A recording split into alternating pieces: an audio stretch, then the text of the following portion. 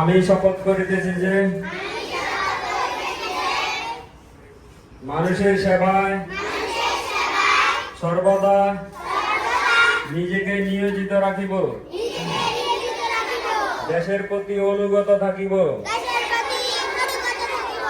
দেশের একতা ও সংহতি বজায় রাখিবার জন্য সর্বদা সচেষ্ট থাকিব,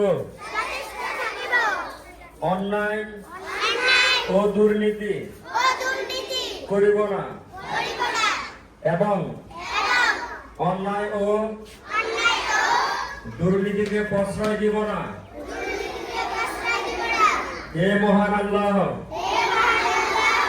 আমাকে শক্তি দিন, আমি যেন বাংলাদেশের সেবা করিতে পারি